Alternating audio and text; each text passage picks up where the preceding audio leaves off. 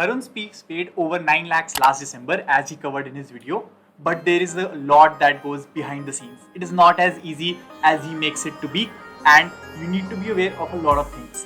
To be fair, Tharun has an amazing channel and makes really good videos with like top-notch editing, but I am here to put an MBA lens and put him under the stress. So let's begin.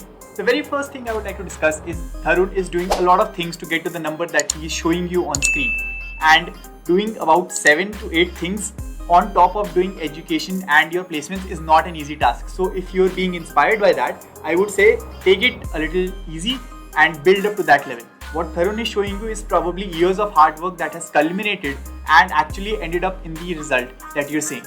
But if you were to start today, rest assured it is going to take time, it is going to take efforts, and do not run away from it.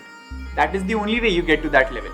Not only that, he also mentions having a team like an editor and a manager and whatnot for his agencies and extra work. And let me tell you, that is a headache unto itself.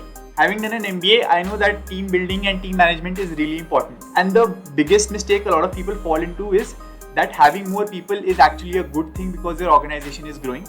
But you need to make sure that the people gel well together, because hiring people is relatively easy, but firing them is actually difficult. And you will see this input time and time again from like a lot of people and entrepreneurs who are giving interviews on podcasts. So you need to make sure that you're hiring optimally.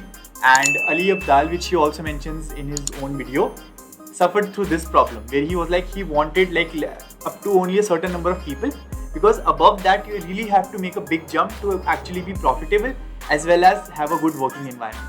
So make sure that you know that working with a team is not an easy task and something that you have to deal with on a day-to-day basis. The second amazing point I observed was that brand promotions are awesome. The figure that he mentioned of around 1.8 lakhs is actually minuscule, I would say, because his audience is mainly students and he would be getting promotions from brands that are trying to target to students which have relatively lower purchasing power. So this is another concept from MBA, and credit to Tharun, he also talks about it on his own video. But the concept of purchasing power is that the brands are only going to spend money when they know that they will bring results. And they will bring results when the customers that they're trying to chase have purchasing power. That is when the customer becomes more valuable for a brand to pay upfront for. So that is why you see creators in the finance niche getting paid a lot more for brand sponsorships, because the money that they will generate is off the roof. And that is why the niche that you're creating in matters a lot.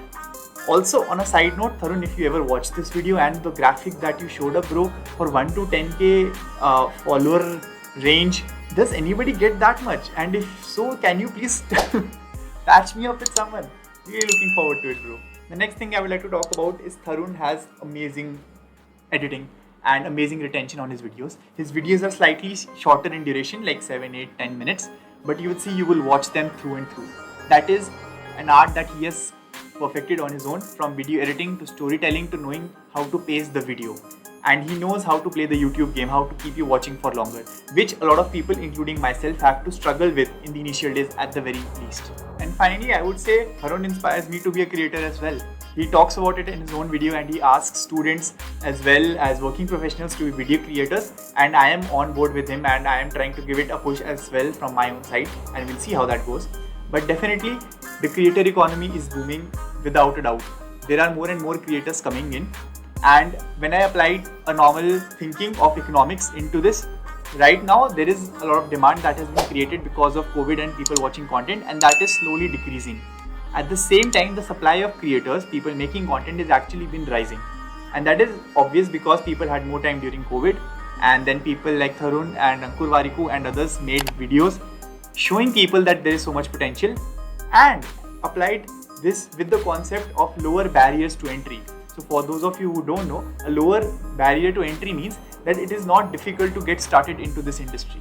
For example, if you were to start dynamite manufacturing plant, it's going to be insanely tough because you have to jump through a lot of hurdles. So the companies who are doing that work currently enjoy a lot of benefits that they will not see increased competition easily. Whereas in an industry like content creation, the bar has gone lower and lower with time. And with AI as well as shooting videos on your phone, that I am also doing, the barrier to entry is really low, which is going to cause a lot of people to jump the ship and actually start making content. And when there is a lot of supply, then you know what will happen. The prices will come down. That means going forward, creators will make lesser and lesser at the lower end of the spectrum. The people at the top end of the spectrum will continue to make more and more money. And I'm sure you will see this trend happening soon rather than later. And I would say this trend is already playing out compared from 2021 to 2023. A lot more creators, but fewer brands chasing those creators. So this was it for this video. Let me know in the comments how you liked the MBA's Lens series. I tried to make this kind of an analytical approach into things we are seeing and the creator economy as well. If you have any inputs, do let me know. I would like to incorporate them. And I would also recommend that you go and watch this video next,